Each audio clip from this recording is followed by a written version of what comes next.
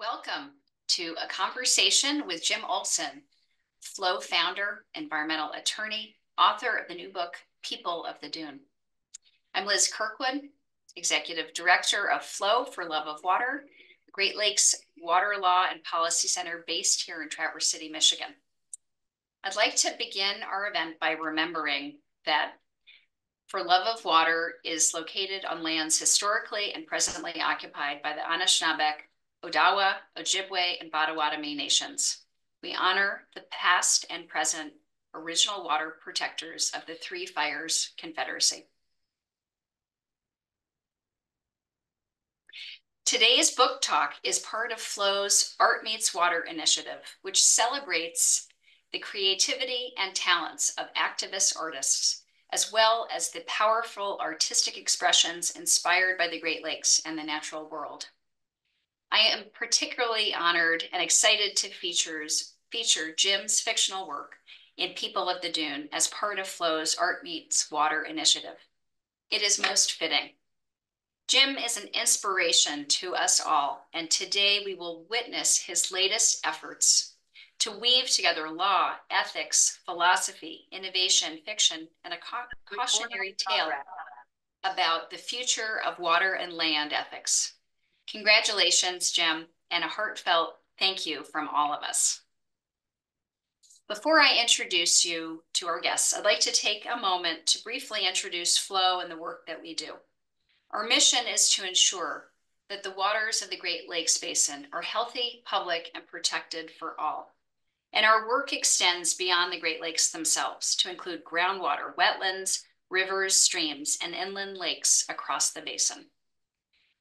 Our key priorities include advocating for the broad application of the public trust law in the commons to safeguard natural resources and address the impacts of climate change, promoting legislation to address chemical, septic, and plastic pollution, supporting the state of Michigan and the Bad River Band's legal efforts to terminate Line 5 and oppose the proposed tunnel, fighting diversions, privatization, and commodification of our shared waters, and advocating for regenerative agriculture and fighting factory farm pollution.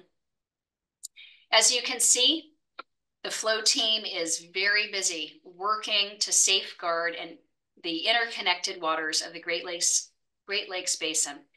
Thank you for being here this afternoon and for your support of Flow's mission. Now I'll pass things over to Flow's senior advisor, Dave Dempsey. In addition to being a prolific author himself, Dave has 40 years of experience in environmental policy. He served as an environmental advisor to former Michigan Governor James Blanchard and as policy advisor on the staff of the International Joint Commission. During our talk, we'll have some time for audience questions, and if you have a question, please put it in the Zoom Q&A and we'll try to answer as many as time allows. Thank you. Dave, please take it away. Thank you, Liz. Thank you, Liz. I appreciate the introduction, and welcome to all of you to today's conversation, really, between Mike Delp and Jim about his new book.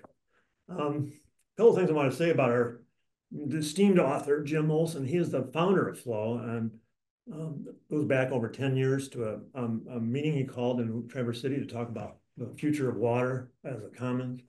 And Jim has been the forefront of environmental law in Michigan for over 50 years. There was no environmental law before Jim Olson came along. Now there's lots of good environmental laws, thanks to him. So we're really pleased to have you here, Jim. And I think you've written other fiction books. We can talk about that in a minute. Of course, Mike Delp is a world-famous poet and also a friend of Jim's for the last 40 years. So I think we just here moderate and make sure they don't take too long in their answers. So why don't you go ahead okay, and start the conversation. Well, Jim, I just hearing Dave talk about your distinguished career here in Traverse City, I'm thinking back to the first time I met you. I'd come over in Bill Shaw's, you were taking Bill Shaw's poetry class at the college, and I'd come over to visit and read, and you came up afterward. And some people don't know this. Jim is a great poet. He's a great instrumentalist. He's a great sailor, and he's a great environmental attorney. So we've been together a long time. We've been close friends for a long time. And so this might resemble, as we get a little more comfortable, the car talk, click and clack.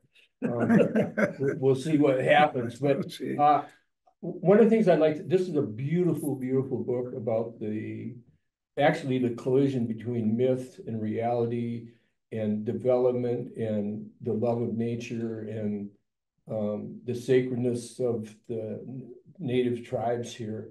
And the part of the book that really strikes me, I think about this I'm not kidding, I think about this every day when I wake up, is actually on page 103. And Judge Oliver Holmes, no relation to Odie, says, there are benefits of a river that might escape a lawyer's view. And that is the truest statement in this book to me, and it resonates throughout the book. Let's start out talking about where the concept for where the book came from and how you got to Judge Odie and his dissension. Well, okay, thank you. And before I answer that, Mike, I want to thank Flo and everybody that's participating today, and David for the kind introduction. It's a new experience for me. I was feeling a little bit like coming to an interview with the Mad Angler poet Mike Delp, a little bit like I was in pre-op surgery, but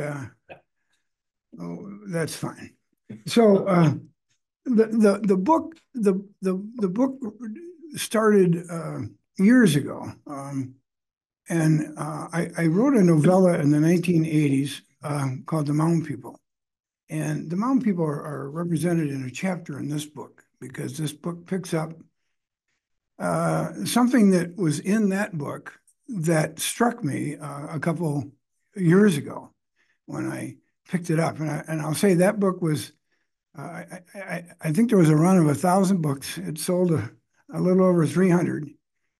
And the good thing is it sold out because the leftover books were in my basement, and it was a real cold sub-zero winter and pipes froze, and we didn't know they were frozen. And a few weeks later when spring hit, the pipes leaked water, ran water over the basement and ruined the remaining boxes of books, and the insurance company paid me full price. So I sold out the Mound People. But seriously, the Mound People tried to wrestle with this question of the collision of cultures.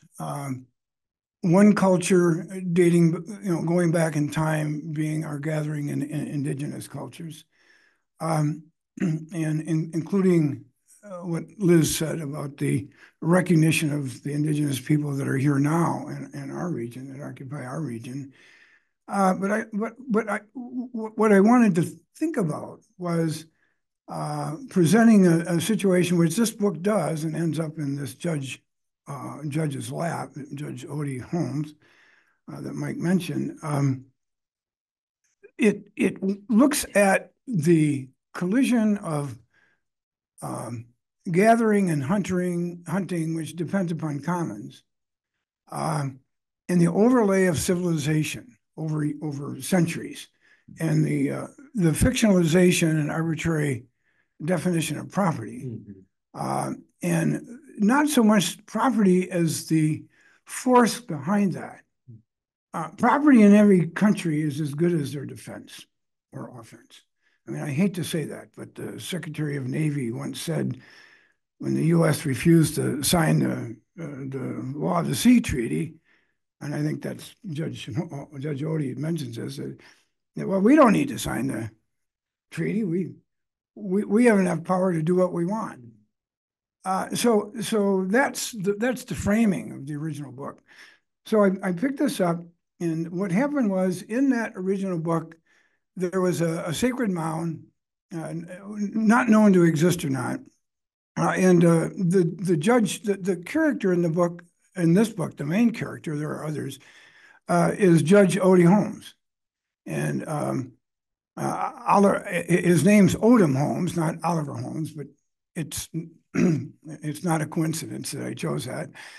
And the judge in the first book, which I noticed and started this book, concluded that because of the law, despite his own feelings and experience and knowledge of reality in the world, that he had no choice but to follow the law, and he allowed the mining to take place. So when I read that, there was a regret. I mean, he rued the fact that he did it. It's in there in that first book, and I read that a couple of years ago, and bingo, his character came into existence and became a voice for this idea that there are some things that escape a lawyer's mind, a lawyer's view. And excuse me for interrupting, but not only do they escape a lawyer's view, they escape almost everybody's. Yeah, and thank you, Mike. I mean, that's exactly the point of this book, is that you can go from what Justice Holmes says, that the benefits of a river escape a lawyer's view, and you can say that it escapes all of our view. Mm-hmm. Why? Because of this collision of commons in a time in which the reality and the view was the very essence of beingness, of experience, human experience.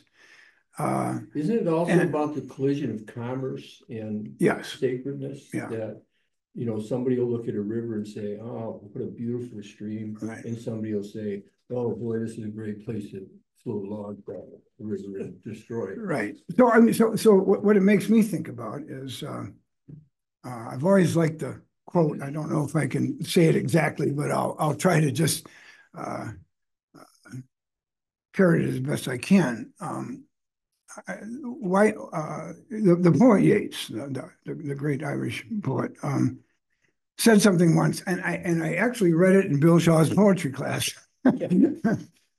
40 some years ago. And anyway, the line is something to the effect that, thank God for the thoughts that men, parentheses sick, don't think in the mind alone.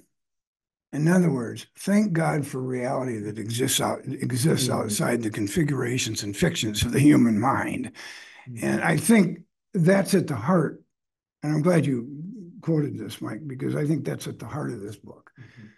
And what's interesting to me, and my background is law, and my experience is law. I don't pretend to have lots of experience in writing. This is really the first. I wouldn't say it's a very lengthy novel, but it's the first novel that I've published, and so I don't pretend to present anything other than this book and what's in it, because I think the voices of Odom Holmes has provided a voice to say a lot of the things that we're just talking about. But for example, what's really interesting, in the law, there's a thread, and I've never gone back and done this. It would be a wonderful project for a young lawyer or anybody.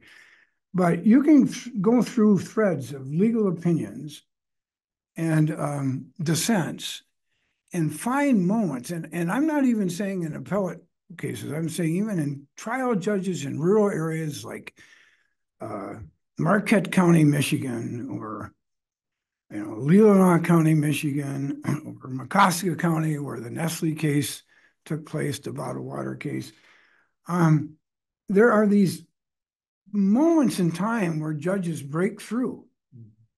They literally break through this shade of law, and where that comes from, Judge Odom, I had him in this case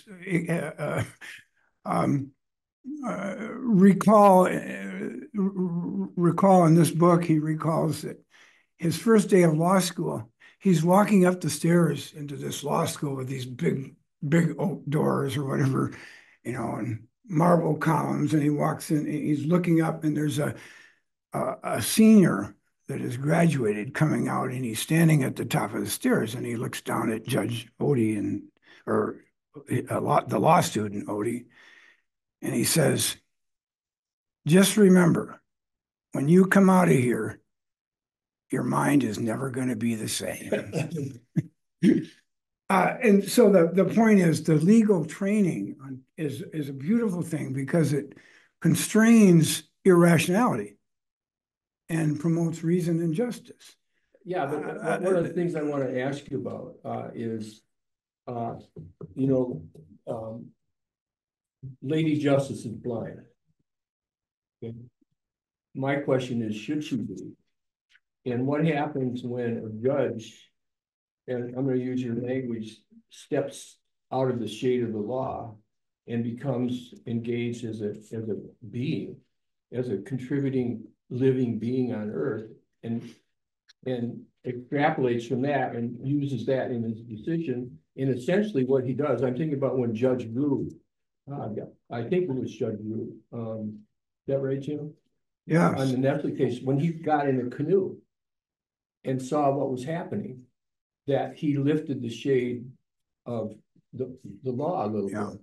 So, and that's why Odie gets to where he is, because he does that. Right. Well, you know, that I'm just responding to part of what you just said, because there's a lot there, particularly Lady Justice. Lady Justice, if you trace that back in time, let's just start with Greek culture, and then into Rome, Justitia. The idea of wisdom, the female presentation of wisdom, and then the original sculptures of Lady Justice, she does not have a blindfold. And the blindfold comes out of the 16th century, 17th century, mostly in England because of the English common law. And the blindfold is the result actually of social critic writers who were writing on behalf of the poor because justice was blind to what the law was doing to the people. Mm-hmm. So our blindfold today is thought to be something to create neutrality and equal justice under the law. I'm not going to look past the facts before me and apply the legal principles. And there's a certain good in that. But what I hope this book does, and not only in the environmental context, but in this legacy, cultural collide, commons, human nature, heart, human experience, like Justice Holmes, the life of the law is not logic, it's experience. So how does a judge, as you were saying, break through? And clearly, Judge Root in the Nestle case broke through. He shut down a $30 million water operation because he found that under no circumstances could the removal of 500,000 gallons of water a day not injure the stream and the lake in question. And yeah, he canoed that, and he showed up in reality was he showed up in a Ford Explorer with a aluminum Drummond canoe sticking halfway out with a red handkerchief on the back, jumps out of the car with a hunting vest, right? Adventurers, outdoorsman vest. And we proceeded, two lawyers, one representing Nestle and myself, we proceeded in our kayaks. And Nestle lawyer wearing a suit? Country club dress. Yeah. And, city shoes. But yeah, and yes, I don't know what I was wearing, probably jeans and something else, but we canoed the river, and he started observing the lowering of the water, and the sedge for pike, the water has to be a certain level above the root system. The minute it goes below the root system, there's no reproduction in that stream, period. Mm-hmm. Can't happen.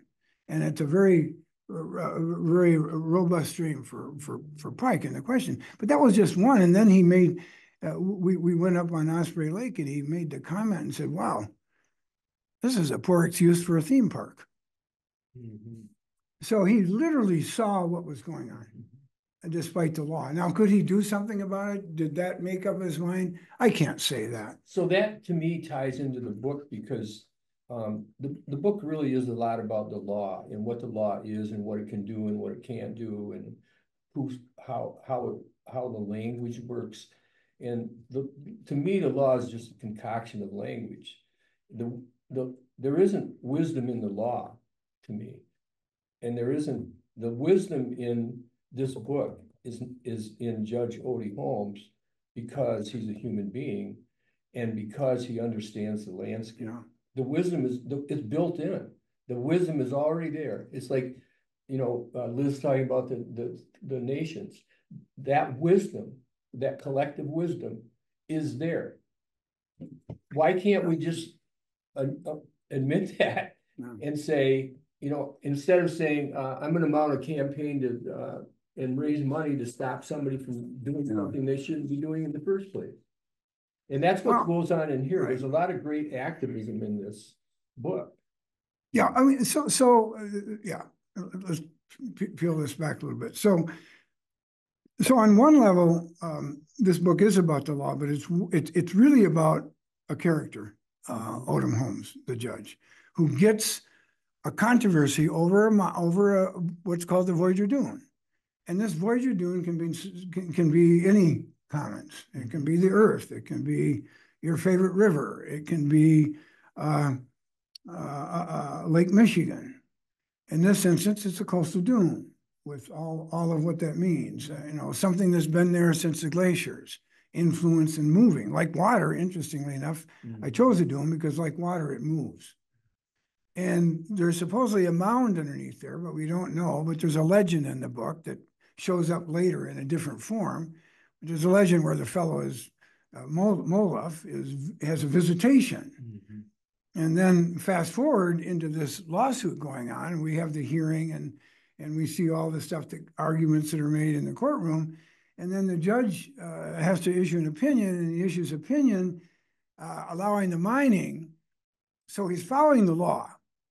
But then he allows the mining in 3 days. And so just before the night before the mining, he can't sleep. He has a nightmare. And I could read that passage, but I guess I won't for the sake of time. But he has this nightmare, and he has a visitation.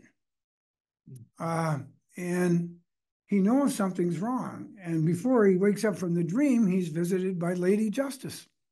And she has no blindfold.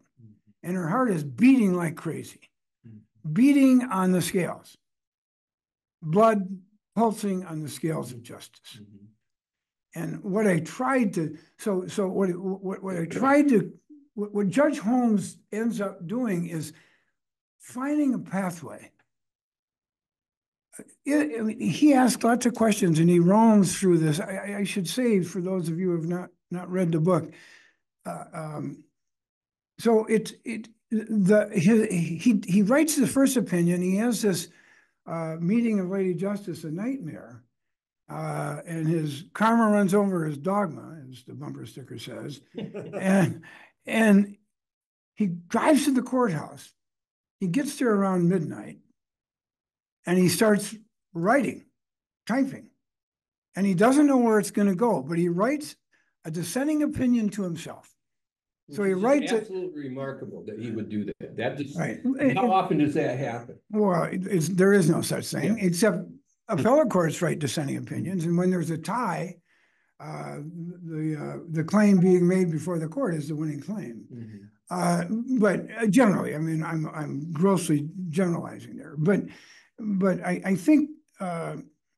I think what the judge does is he takes these two components of the law and he tries, look, he wants to harmonize.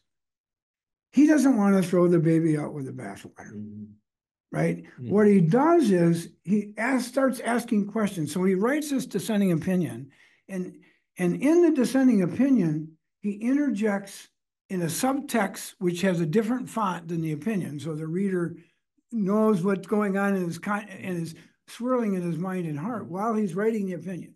So you get both tracks, and that's intended to follow the law track with his reason, and then for the reader to understand what judges and lawyers and all of us go through by holding both of these polarities within us. Right. right? And so sorry. so when you get to this idea of wisdom, you know, the wisdom is in beingness. Sooner or later, as many of the mystics, at least in Western religion, talk about, sooner or later the mind conforms to the truth. And you know, as Judge Odom Holmes says in his dissenting opinion in one of these subtext comments, the sooner the better. So I think this idea of wisdom is both the beating heart and the pathway within the law. So the judge tries to find a way with these threads of notions of justice and principle and commons and law, and tries to see if there's a way to reconceive property and the force of materialism behind property and the preservation of the commons on which all life depends, including the materialism that's destroying it. So the only way down that pathway that he has is that it's almost neurological to me a little bit, that he develops a new neurological pathway to get to the truth where he is, but he already knows, he knows the truth inside of him. So the only way you can get to that is this bridge. So he kind of vacates the law. He vacates the law in the subtext. He moves way past the law. Right. I mean, there are many layers. I mean, people, you know, I don't know what readers, I don't know what the readers will get, but whatever he does is given to the reader. The subtext is outside the law. And all the ruminations and all the stuff that he's struggling with and where those threads go, he talks about his personal experiences, you know, cases he's had, and through that process, he discovers a way forward in the end. But when he writes the opinion, which is me writing it for him, but it's him, it's not me. I'll make that clear. Now, would I deny that a lot of my frustrations and experiences are not in there? No, that would be false. I mean, clearly it was a way to give personhood to these experiences, not only mine, the experiences of my clients and those struggles.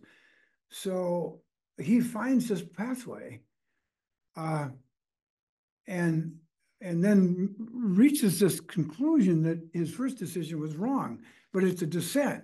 So he wants to follow the law, so he doesn't do anything about that. But then he decides to modify the order at the end of this subtext and opinion, dissenting opinion, and he calls up the sheriff, and he runs out of his office. The sheriff jumps in the sheriff's car, and they race to the Dune because the mining is about to start in 15 minutes, and it's going to take 30 minutes to get there. And I won't talk about the ending, and somebody has some questions. By a company called Mython, which is really Mython is really reptilian. Yeah. Do you think this is the way law should go or will go? I personally think it's the way the law is. We just don't understand it. We don't give permission, like Justice Holmes did in that quote, where we don't let the lawyer, look beyond. And so I think, Dave, I think it is a way forward. It's a pathway, but what on one level, I mean, there are several levels here, and I'm not trying to be intellectual. I didn't concoct levels. It's whatever levels are in the judge's personality here, and in the story, let it be. I don't know what they are. But one level, and I think this just comes from teaching the water policy class at Northwestern Michigan College, and the students get this. They're not they're not layered by some of the stuff that we're layered with, because they're still young, and there are some older students, but they've they're the students that work hard during the day and take classes during the day, and they're also both, and they have a sense of reality. Yeah.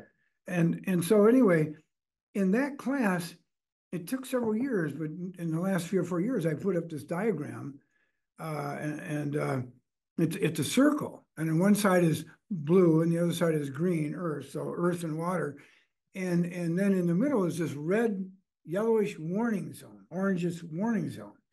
And so there's tension between the concept of property and the commons. And society is always pushing the arrows in direction of the commons. And we've been doing it since humans came here. And the pressure is always against that. So the question is, do we have something wrong? And one of the things the judge gets to here is that he turns property law on end. The answer in the pathway, Dave, maybe, is that really it's the commons first and property second. But what we did was we superimposed the idea of property and the expectations of property. And I'm not saying private property is bad. I mean, within a certain realm, conforming to the reality of the commons, it's a wonderful way in which people enjoy families and life and security and food and all the things that go with that. But beginning with Descartes, probably, who broke from nature, I think, therefore I am, that was a great pretext for the Industrial Revolution and the expectations of free markets, capitalism gone awry. Nothing wrong with capitalism. But again, all these things that are pushing into this century, you know, beginning in the middle of the last century, or, you know, maybe in 1980 with the presidential shift in values towards trickle-down economics and et cetera, deregulation. I mean, the reality is property and deregulation combined in the 1980s until now, I think, and at least it doesn't say that in this book, but we're talking about it. I think what happened was we became so extreme. Why? Because the only bonanza manifest destiny left was to deregulate and cut taxes. And there was a bonanza that industry corporations realized existed at in 1970 underneath this overlay of these regulations that began to be passed and that continued in the 1980s. And then we saw a retreat with the takings movement in the 1990s. And now we're still struggling with that. And we just have unrealistic expectations of what private property is, which are not based upon principle, but they're based upon ideology and financial interest, period. You prompted a thought in me. That era of trickle-down economics and was, to me, was the beginning of not the first beginning, but an iteration of how everything becomes an extraction. We're extracting everything. We're extracting oil, water, gas, air. Right. And in this book, the spirit is being extracted. Right. And Odie recognizes that. And one of the really heartbreaking parts of this book for me was watching him and knowing you and watching him be able to have competing ideas in his head and realizing that he needed to change his decision and just wishing, just praying that I could hand this book to any number of judges and say, why don't you read this book and take a look at how justice works and the decisions that you made and what's happened because of those decisions. Yeah. How does that, well, how does that come about? Yeah. What is it in Odie that does it? It's not just the dream. There's something else in him.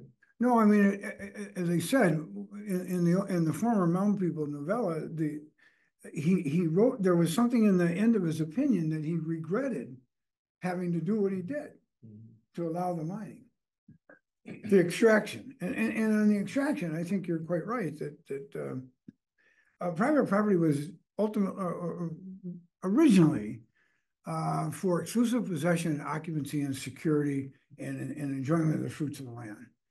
And somehow we went from fruits of the land to extraction of anything we can get, and barriers premised upon wrong interpretations of the U.S. Constitution and state constitutions, private property protections, walls and barriers that prevent us from making right decisions about the balancing and preservation of the commons versus this demand of extraction, which is inherent in this conflict presented, you know, at the outset of the book.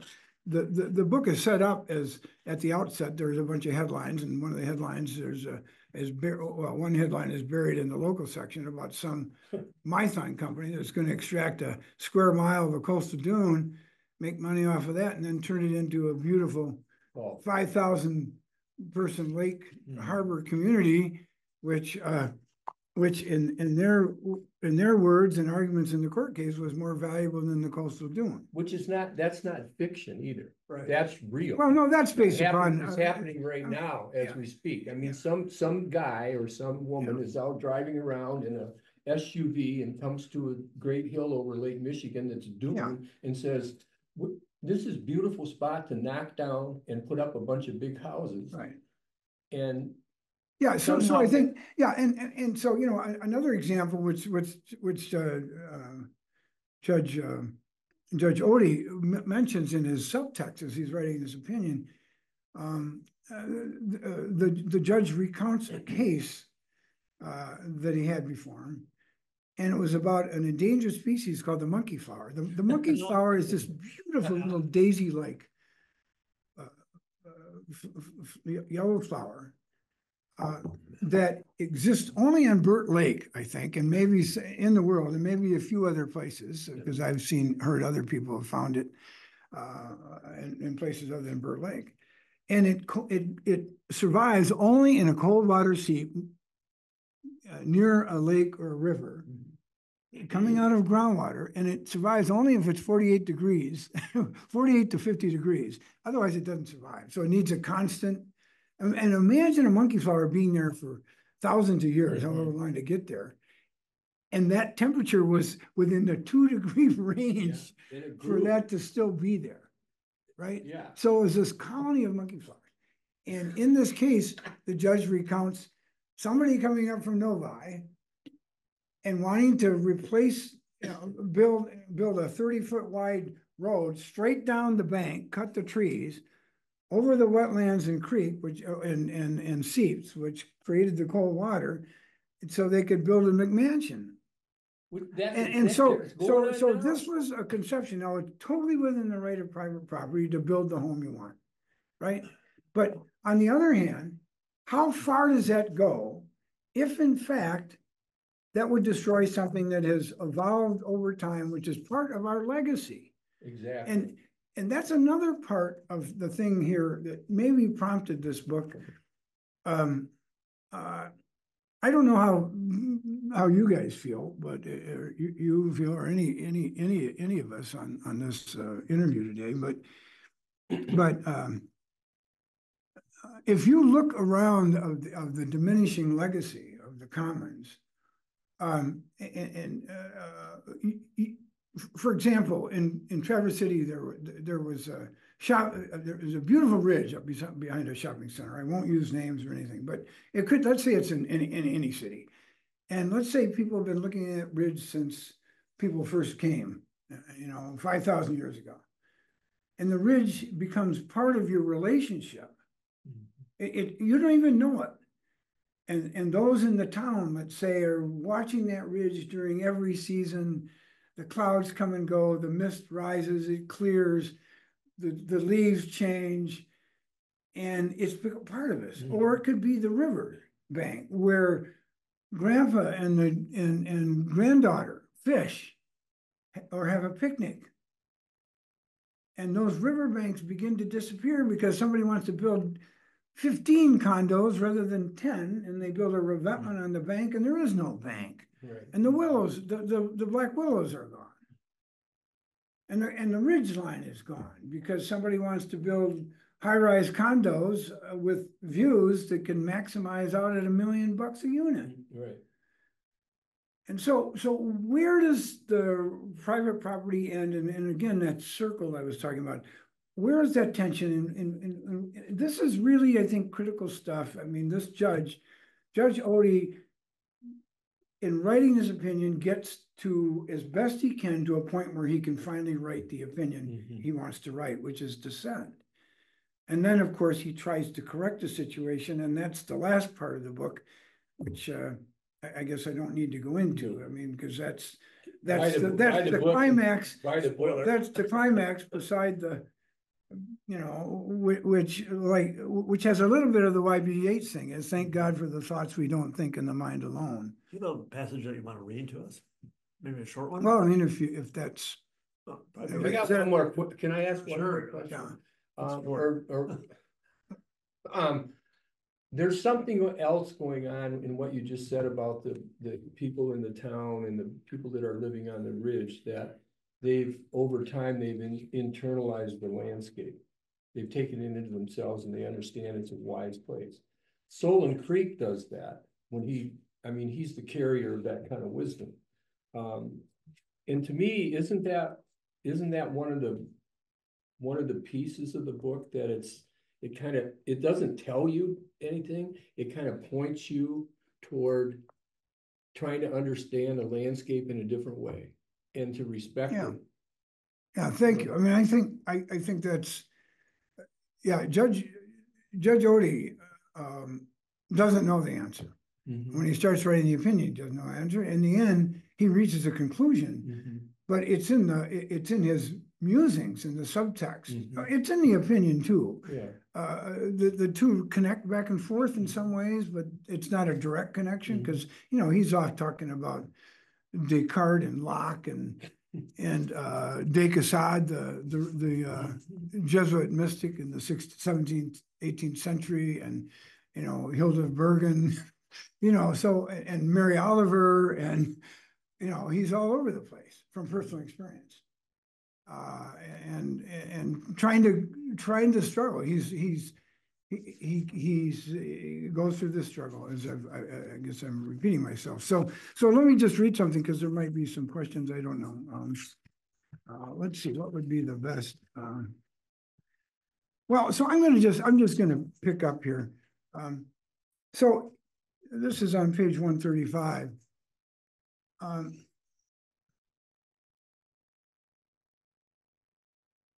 So this is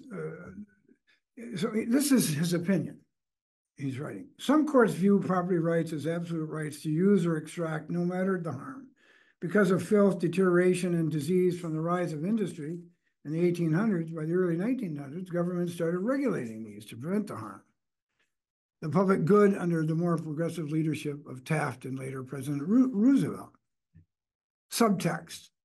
Pope Francis in his encyclical on climate change, so now he's roaming somewhere else, right? And from the depths of his meditation, urges this form for an impoverished world.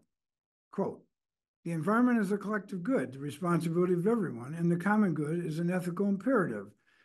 We can no longer view reality in a purely utilitarian way, or one to bury in another turn of the crank. But since then, regulations have been marginalized because they interfere with free markets and the right to property. I think Czesław Miłosz, he's the Nobel poet, one of the fine Polish Nobel poets, nailed it with these lines in the Diary of a Naturalist. From that diary, quote, we were flying over a range of snow-peaked mountains and throwing dice for the soul of the condor. Should we grant reprieve to the condor? No, we won't grant reprieve to the condor. It didn't eat from the tree of knowledge, and so it must perish. Farewell, nature. Farewell, nature. Now, I don't know if that gives you shivers, but when I read it, absolutely. And to this day, it's heartbreaking, like you said earlier, Mike. Because it's not, the poets know stuff, okay? And I'm not just saying that, so I think I'm a poet. You are. Yeah. Rolling dice about the condor is a great metaphor, but it's what we're doing all the time. It's a condor, it's a dune, it's a lake, it's a river, it's a bike trail through the Sleeping Bear Dunes. Yeah. So we're always rolling those dice. And where did the dice come from? And who? Are we really rolling dice or is it rigged somehow? I don't know. That's a whole nother discussion. Well, so here, I'm going to end this just reading excerpt. So Judge goes on to say, there's no end to references to attest to these higher values. He's talking about the Seslow's poem, Nature. As Kurt Vonnegut put it, we'll go down in history, quote, we'll go down in history as the first society that wouldn't save itself because it wasn't cost effective. The way things are going, he says, maybe the last time, close quote. Then the judge says, without flaming swords at the gate of Eden. Now this comes right out of the Genesis story, right? We humans are cooked. Now we're going after the tree of life itself, not the tree of knowledge. There's two trees in the garden. Yep.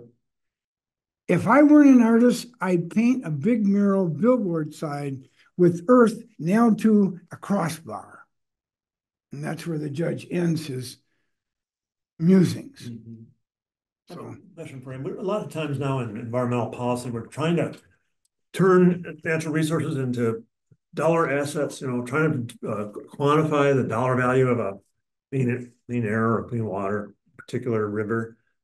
That seems to be the way that some environmental groups are going. Do you think that makes sense to try to render environmental resources into dollars to then say, well, it's going to cost us more to ruin this thing than to keep it intact? I think you buy into the free market analysis and cost benefit mindset. And thus you drop into what Justice Holmes, what Mike started this interview with, was the question about the benefits from a great river that might escape a lawyer's view. So the full quote from Justice Holmes, maybe a good place to stop, is, and this is a case in 1908 involving, it's called the Hudson County Water Company case. And in 1908, he gets this opinion he has to write about whether or not New Jersey, whether or not people in New York can divert water for sale out of a river in New Jersey. And he says, we are of the opinion further that the constitutional power of the state to insist that its natural advantages should remain unimpaired by its citizens is not dependent upon any nice estimate of the extent of present use or speculation as to future needs, cost benefit. The legal conception of the necessary is apt to be confined to somewhat rudimentary wants, not beauty, not aesthetics, not justice, but narrowed. And then you have the quote, the benefits from a river might escape a river's view. So, I mean, that's how I think that's how Judge Odie sees it here. Yeah, time for one more question. Or a statement. Well, when you're talking about this, I can't help but think about what happens to us locally. That whole idea that everything, all politics are local. When we look at the water and the land and the rivers around us, how much they've been exploited and continue to be exploited. The Boardman's being exploited, in my view, by a $23 million fish pass. The Great Lakes are being exploited because when you look out in the bay, you see a cruise ship. And they have a right to bring a cruise ship in here. And the reason they bring a cruise ship in here is because they want to make money and the people want to see beauty. So there's this constant tension all the time. And I think you started out this morning, said there's a force behind property.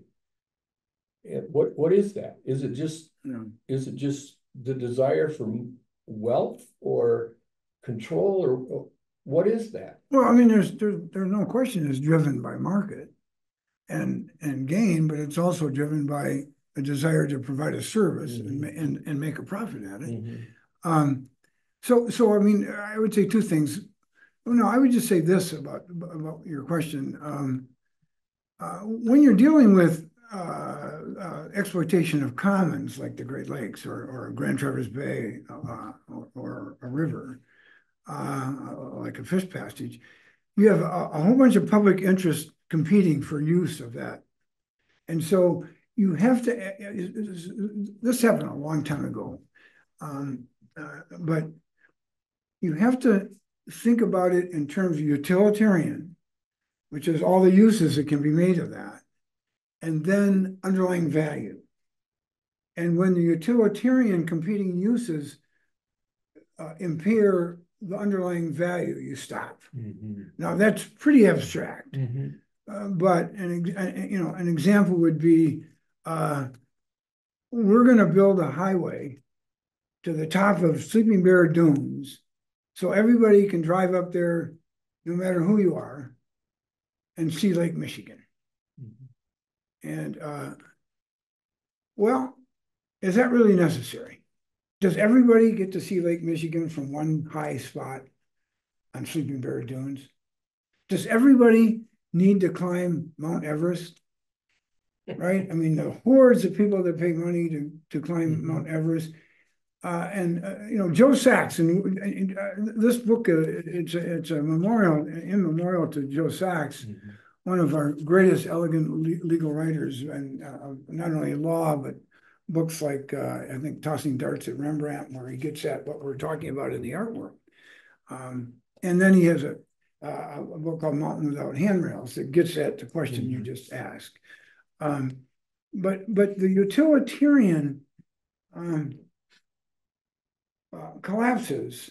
So you have multiple use of a state forest land, and it gets to the point where the trees are no longer recoverable because we've cut down too many, 10% a year for 10 years is 100%, right? And one of our state senators wanted that 30 or 40 years ago. We cut 10% a year. You need 20 years to recover. I mean, those are the kinds of utilitarian questions which are not sustainable. So we get into the idea of sustainability, which has so much confusion and about. That's a whole nother topic. But it has to do with sorting out what is the beingness. And we're talking rights of nature. That's a whole nother discussion. But what's the beingness of nature? Not the respect. And is it really a right or is it a duty? I think we need, and Judge Odom, I think, is touching upon moving from a rights-based society to a respect-based society on all levels. On all levels. I think that's where he's moving. He doesn't know it, but I think that's where it's moving. Absolutely. We're about to wrap up. We have a question, which is, what is the name of the Nobel poet that you quoted? Czeslaw, I'm not pronouncing, Czeslaw Milosz, M-I-L-O Z-S or S-Z, Milosz. Bill said a compliment from somebody I can't see their name anymore, but they were saying her voice is very welcome in a time of divisiveness. So thank you. Appreciate that. Where can we find your book? Oh, the book is available at local bookstores in Traverse and in this area, but also can be ordered at any local bookstore, and they can get it through Ingram. You can go direct to Ingram, Amazon, Penguin, Barnes & Noble, and Water Visions Media. Oh, great. Direct from Water Visions Media. And I want to just thank Mission Point Press for producing this book, the staff there. Heather Shaw designed this book. Is a saint. And it's a remarkable design, yes, and she put up with a lot of changes. The judge couldn't keep quiet. So, but I really appreciate it. Mike, we're going to toss it back to Liz now. Thanks, you guys. Wow, thank you so much, Jim. Thank you, Mike, and for the conversation, and Dave, and thank you so much to everybody at our audience. I just want to express our gratitude for our flow donors and supporters who make webinars like this possible. And thank you, Jim, for your generosity. We're going to follow up in a couple days with a link to this webinar so you can share it with your friends who definitely need to see this.